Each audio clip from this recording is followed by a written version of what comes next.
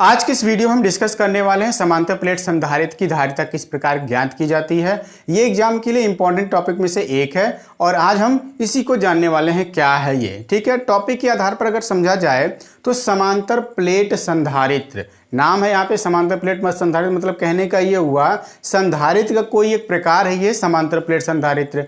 पहले हम बात कर लें किस चीज का, संधारित्र का, फिर उसकी बात करेंगे किस चीज का, संधारित्र के प्रकार की। चलिए देखते हैं क्या है संधारित्र। यहाँ पे हमने टॉपिक लिख भी रखा है। संधारित्र क्या है, एक प्रकार का ऐसा चालक है जो जिसके आकार में अगर ये क्या है, इस पर आवेश आप क्या कर सकते हो, सुरक्षित रख सकते हो, इस पर आवेश की मात्रा को बढ़ा सकते हो।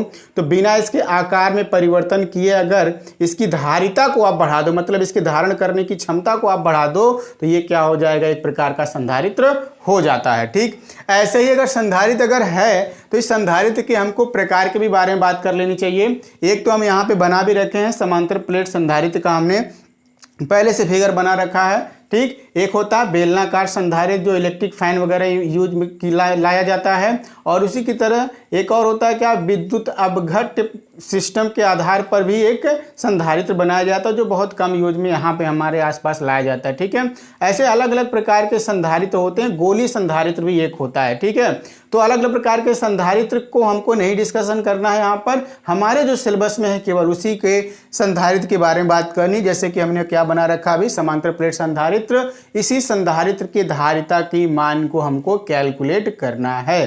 ठीक, तो समांतर प्लेट है, प्लेट समझ गए होंगे आप लोग, प्लेट क्या है बिल्कुल इस तरीके से समझ लीजिए। मेरा हाथ क्या है यहाँ पे इस तरीके से प्लेट की तरह लगा हुआ है, एक प्लेट ये हो गया। ठीक, दो प्लेट हैं, एक प्लेट को आपको क्या करना है, प्लस क्यू कूलाम चार्ज से इसको आवेशित कर देना। देखिए हमने क्या कर दिया, प्लस क्यू कूलाम से इसको आवेशित कर दिया। ठीक है, इसी तरीके से एक दूसरा प्लेट अपने पास होगा। एक बात और बता दें, संधारित्र की या चालक या आवेशित चालक की एक नेचर होती है। अगर ये क्या है, एक आवेशित चालक है, ये प्लस क्यू कूलाम आवेश से आवेशित है, और इसके निकट एक और चालक हम लेके आते हैं जो अभी कोई चार्ज नहीं है, तो ये क्या करता है, इसमें परमाणु में इलेक्ट्रॉन और नाभिक में क्या होता है, प्रोटॉन होता है। उस केस में क्या हो जाएगा, ये प्लस इसको क्या कर देता है, इस वाले टर्मिनल को माइनस का बनाता है और इस वाले टर्मिनल को प्लस का बना देता है। ठीक है, इसी तरीके से क्या किया, प्रेरण के द्वारा इसको प्रेरित कर दिया, और प्रेरित करके यहाँ पे माइनस चार्ज डेवलप करा देगा और यहाँ तो प्लस चार्ज है ही। ठीक उसी तरीके से इस समांतर प्लेट संधारित्र में भी हुआ। एक प्लेट को हमने क्या किया, प्लस क्यू कूलाम आवेश से इसको आवेशित कर दिया, तो दूसरा वाला जो प्लेट है वो अर्थिंग करा दिया गया किससे, पृथ्वी से। पृथ्वी हमने बताया था, पृथ्वी पर कितनों भी आवेश आप क्या कर सकते हो, दे सकते हो, कितनों भी आवेश उससे ले सकते हो। ठीक, तो यहाँ पे क्या है, माइनस का चार्ज लगा हुआ है, इसका मतलब पृथ्वी से क्या आ गया होगा, इसमें चार्ज आ गया होगा। यहाँ पे इलेक्ट्रॉनों की अधिकता और यहाँ पे इलेक्ट्रॉनों की कमी है। अगर यहाँ प्लस क्यू कूलाम आवेश है तो यहाँ पे क्या हो जाएगा, माइनस का सारा चार्ज डेवलप हो जाएगा, यहाँ पे minus Q coulomb charge develop हो जाएगा। जितना यहाँ पे प्लस उतना ही यहाँ पे क्या हो जाएगा, माइनस का हो जाएगा। ठीक, और एक बात बता लें, यहाँ पे अगर इसका एरिया क्या हो, कैपिटल ए हो इस प्लेट का, तो प्लेट का अगर एरिया ए है तो यहाँ सिग्मा को भी डिनोट किया गया। सिग्मा को हम याद दिलाएं, सिग्मा इज इक्वल टू क्या होता है, क्यू अपॉन ए होता है। ठीक, तो ये क्या है, एकांक क्षेत्रफल पर उपस्थित जो आवेश की मात्रा होता है वो पृष्ठ आवेश घनत्व कहलाता है। यदि उस पर आवेश क्या हो, एक समान रूप से वितरित हो, तब के लिए ये फॉर्मूला काम करता है। जैसे यहाँ भी है, ठीक उसी तरीके से यहाँ भी है। ठीक, और एक चीज़ यहाँ पे हमको सपोज कर लेना है, यहाँ पे इन प्लेटों के बीच की दूरी जो है वो क्या, स्मॉल डी है, और इसी के साथ साथ यहाँ पर इस प्लेट के अनुप्रस्थ काट का जो क्षेत्रफल है वो कितना है, कैपिटल ए है। चलिए इसको भी हम दिखा देंगे यहाँ पे कहीं भी कैपिटल ए, चलिए मान लेते हैं सिंपली। बट यहाँ पे क्या है, प्लस से माइनस की तरफ इलेक्ट्रिक फील्ड का डायरेक्शन होता है, उसको भी हमको क्या करना है, दिखा देना है। इस तरीके से ये क्या है, माइनस की ओर, प्लस से माइनस की ओर वैद्युत क्षेत्र की तीव्रता का डायरेक्शन होता है, तो हमने इसको भी क्या कर दिया, दर्शा दिया, बिल्कुल रिप्रेजेंट कर दिया। कितना है यहाँ पे इलेक्ट्रिक फील्ड, कैपिटल ई है। ठीक है, कैपिटल ई वेक्टर के फॉर्म में हमने इसको रिप्रेजेंट कर दिया। ठीक है, अब बात कर लेते हैं, यहाँ पे जब हम ये जान चुके हैं इन प्लेटों पर पृष्ठ आवेश घनत्व कितना है, सिग्मा है, यहाँ पे कितना है, माइनस सिग्मा है, तो दोनों के लिए तो है, बट हम किसी एक को यहाँ पे दिखाने वाले हैं। एक बात और मानने वाली चीज़ों को हमने लिख दिया पहले ही कि एक समांतर प्लेट संधारित्र है एक्स और वाई। ठीक है, ये क्या है, एक्स है और ये क्या है, वाई है। ठीक है, एक प्लेट x हो गया, दूसरा प्लेट y है। इनका जो अनुप्रस्थ काट का जो क्षेत्रफल है वो कितना है, कैपिटल A है। इनके बीच की दूरी कितनी, स्मॉल d है। प्लेटों के बीच के माध्यम का परावैद्युतांक कितना है, कैपिटल K है। यानी यहाँ पे जो जगह है, जो स्पेस है, उस स्पेस में जो माध्यम है, उस माध्यम का परावैद्युतांक जो है वो क्या है, कैपिटल K है। चलिए आगे देखते हैं।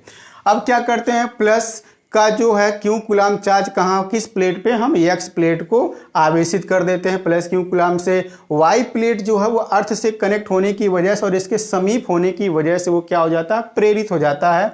और प्रेरण की वजह से दूसरा प्लेट जो y है उस पर कौन सा चार्ज डेवलप हो जाता है, माइनस क्यू कूलाम का चार्ज डेवलप हो जाता है, जिसके ऊपर आप देख सकते हैं यहाँ माइनस क्यू कूलाम आवेश हो जाता है। x और y प्लेट का जो पृष्ठ आवेश घनत्व हो वो क्या है, क्रमशः प्लस का सिग्मा और माइनस का सिग्मा। ये तो हो गया सारा चीज मानने वाली बात। अब आगे बढ़ते हैं, हम सिग्मा को कैलकुलेट करते हैं। हम ये पहले से जानते हैं कि सिग्मा इज इक्वल टू क्या हो जाएगा, Q अपान A हो जाएगा। ठीक, वहाँ पर एरिया क्या होगा, कैपिटल A हो तो एकांक मीटर स्क्वायर एरिया पर उपस्थित आवेश की जो मात्रा है वो क्या हो जाएगा, सिग्मा हो जाएगा। इसको इक्वेशन नंबर हम फर्स्ट बना लेते हैं। ठीक, दूसरा काम क्या यहाँ पे करने लायक है, हम ये जानते हैं कि E जो होता है, एक बात बताएं हम आपको, दो प्लेट हो, किसी एक प्लेट को आप आवेशित किए थे तो उसके आसपास जो वैद्युत क्षेत्र की तीव्रता थी E equal to sigma upon epsilon not था। ठीक है, नहीं, एक प्लेट के लिए बाई 2 करके था, सिग्मा अपान 2 एप्सिलॉन नॉट।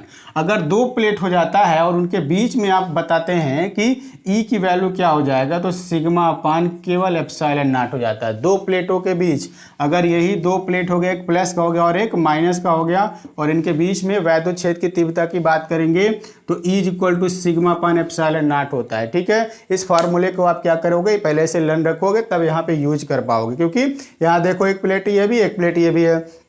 इन प्लेटों के बीच में एक समान वैद्युत क्षेत्र है। अगर उस एक समान वैद्युत क्षेत्र को कैलकुलेट करना है तो E equal to sigma upon epsilon not को आपको क्या करना है, इस्तेमाल करना है। एक बात और, यहाँ का परावैद्युतांक कितना है, कैपिटल K है, तो कैपिटल K को भी आपको यहाँ पे डिनोट करना पड़ेगा। यानी E equal to sigma upon K epsilon not हो जाएगा पूरा फॉर्मूला। ठीक है, अगर ये वायु होता तो ये K की वैल्यू क्या हो जाता, 1 हो जाता, तब E equal to sigma upon epsilon not होता, केवल और केवल। तो चलिए इसके आगे हम बात कर लेते हैं। बिल्कुल E इक्वल टू क्या हो जाएगा, sigma upon K epsilon not. ठीक है, इक्वेशन नंबर ही हमारा क्या हो जाता है, सेकंड हो जाता है। अब आगे बढ़ते हैं, अगर हम E भी कैलकुलेट कर लिए और सिग्मा को भी कैलकुलेट कर लिए तो इसको हम यूज कर सकते हैं कि नहीं कर सकते हैं, बिल्कुल कर सकते हैं। समीकरण फर्स्ट और सेकेंड से हम क्या लिख सकते हैं, यहाँ देखिए sigma is equal to Q upon A है तो सिग्मा के प्लेस पे रख दिया जाए, यानी E इक्वल टू हो जाएगा Q upon K A epsilon not. ठीक है, इसको इक्वेशन नंबर हम थर्ड बना दिए। ठीक है, आगे बढ़ते हैं। इसी क्रम में हम ये जानते हैं, विभव प्रवणता वाले टॉपिक के पास हम पढ़े थे कि जो वैद्युत क्षेत्र की तीव्रता होती है और विभव प्रवणता में जो संबंध होता है वो इस तरीके से E इक्वल टू, अगर इनके बीच का विभवांतर कितना हो, कैपिटल V हो। ठीक, प्लेटों के बीच का विभवांतर कितना, कैपिटल V, और उनके बीच की दूरी कितनी है, D है, तो E इक्वल टू V अपान क्या लिखेंगे हम लोग, D लिखेंगे। ये इक्वेशन नंबर हमारा क्या है, 4 हो जाता है। अब बात करते हैं इक्वेशन थर्ड और फोर्थ का। ये LHS क्या है, सेम है, तो RHS भी क्या हो जाएगा, बिल्कुल सेम हो जाएगा। तो चलिए आगे बढ़ते हैं, लिख सकते हैं समीकरण थर्ड और फोर्थ से क्या हो जाएगा, यहाँ पे फोर्थ से देखिए V upon D is equal to, आप लिख पाओगे V अपान डी। ठीक है, V upon D is equal to लिख पाएंगे हम क्या, यहाँ से Q upon K A epsilon, ठीक है, नॉट हो जाएगा। ये तो हो गया value, V upon D is equal to Q upon K A epsilon not. अब D को हम ट्रांसफर कर दें क्योंकि हमको V की वैल्यू चाहिए, तो V इज इक्वल टू लिखेंगे तो ये क्या हो जाएगा, Q into D upon K A epsilon not हो गया। अब इसको हम इक्वेशन नंबर 5 बना दे रहे हैं। अब याद करिए, किसी धारिता को कैलकुलेट करने के लिए, किस चीज़ का, किसी चालक का या किसी संधारित्र की धारिता कैलकुलेट करने के लिए C equal to Q upon V हमने फार्मूला बताया था। अब याद रखें क्या था, C equal to Q upon V। तो Q क्या है, आवेश, और V क्या वहाँ का विभवांतर है। हम ये जानते हैं पहले से, किसी चालक की जो धारिता होती है वो C equal to Q upon V होती है। तो समीकरण फिफ्थ में देखेंगे V की वैल्यू है, तो यहाँ पे हम इसको 6 बना दें अगर, तो समीकरण लिख सकते हैं किसको, फिफ्थ और 6 से क्या चीज़, फिफ्थ और सिक्स से C इज इक्वल टू हमको ओवरऑल मिल जाएगा QD अपान, देखिए यहाँ पर एक बात और, पहले से हमारे पास यहाँ क्या है Q है और ओवरऑल क्या है लिखेंगे QD लिखेंगे और टोटल अपान क्या लिखेंगे KA एप्सिलॉन नॉट। ठीक है, Q से Q ये क्या होगा कैंसिल हो जाएगा और सब टर्म कहाँ आ जाता है ऊपर आ जाता है, तो KA एप्सिलॉन नॉट बाई क्या हो गया D हो गया। ये तो हमारा भी एक्यूरेट फार्मूला तो निकल के आता है कब, जब यहाँ का माध्यम क्या हो जाता है K परावैद्युतांक वाला हो जाता है, यानी C is equal to result हमको मिलता है KA एप्सिलॉन नॉट बाई क्या चीज D, ये तो हो जाता एक रिजल्ट। ठीक, इसको हम इक्वेशन नंबर 6 हो चुका है, चलिए 7 बना देते हैं। अब हम ये सपोज कर लेते हैं ये क्या यहाँ का माध्यम है वायु अथवा निर्वात। ठीक है, तो K इज इक्वल टू क्या हो जाएगा वहाँ के लिए 1 हो जाएगा, तो C इज इक्वल टू लिखेंगे A epsilon not by D। और एक बात बताएं, तब ये जो C होता है वो C0 में कन्वर्ट हो जाता है, पहचानने का तरीका है, जब आप निर्वात की बात करेंगे तो ये क्या हो जाएगा C0 हो जाएगा। क्वेश्चन नंबर हम 8 बना दे रहे हैं। ठीक है, अब ये लिख सकते हैं समीकरण 7th और 8th से क्या चीज़ लिख सकते हैं, इनको हमको क्या करना सीधे सीधे डिवाइड करके देखना है। चलिए देख लेते हैं, या फिर यहीं लिख देते हैं डिवाइड करने से, डिवाइडेड बाई 8th, तो C बाई C0 हो जाएगा, C by C0 is equal to, जरा देखिए ये पूरा टर्म क्या होगा इससे कैंसिल हो जाएगा, तो बचेगा क्या चीज़ K, यानी K is equal to C by C0 निकल के आता है। ठीक है, ऐसा क्यों हमने किया, क्यों किया, इसलिए किया क्योंकि अगर आपको किसी माध्यम के परावैद्युतांक को कैलकुलेट करना है तो पहले क्या करोगे आप वहाँ पर उस संधारित्र की धारिता निकालोगे, कब, जब वो माध्यम रहेगा तब, और एक बार क्या करोगे जब उस माध्यम को हटा के वहाँ पे निर्वात बना दोगे तब के लिए आपको क्या निकाल लेना है, उस संधारित्र की धारिता निकाल लेनी है।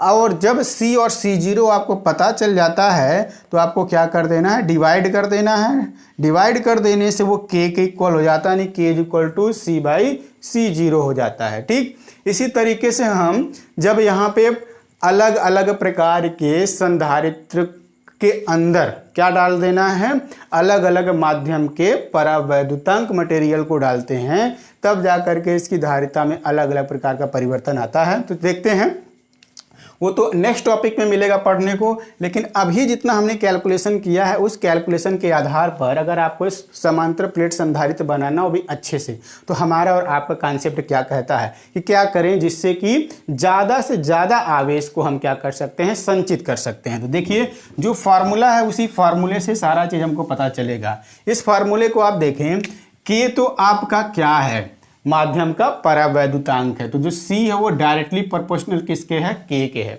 अगर आप ऐसे माध्यम का इस्तेमाल करें जिसकी वैल्यू क्या है 2 हो, 3 हो, 4 हो, 5 हो, सीधे सीधे C की वैल्यू उस निर्वात अथवा वायु के कंपैरिजन में उतना गुना हो जाता है। तो क्या हम यहाँ पे किसी भी परावैद्युत पदार्थ को रखना चाहेंगे, बिल्कुल रखना चाहेंगे, क्योंकि हमको क्या करना है, यहाँ पर अधिक से अधिक मात्रा में आवेश को संचित करना है। अगर समानुपाती है, कहने का मतलब अगर K का मान बढ़ाएंगे तो C का मान क्या होगा, ऑटोमेटिक बढ़ जाएगा। ठीक है, ये तो पहला पॉइंट हो गया।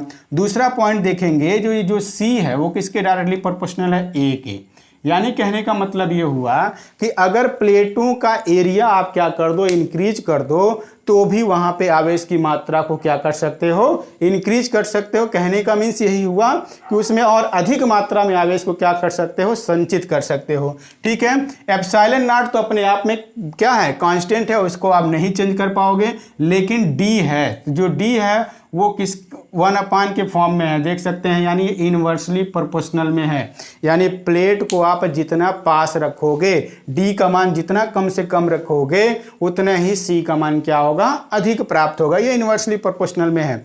अगर आप ज़्यादा दूरी तक इसको रखेंगे प्लेटों को फैला करके, तो यहाँ पे आवेश को कम से कम मात्रा में आप संचित कर पाएंगे। तो ये हमारे लिए बेनिफिट नहीं हुआ।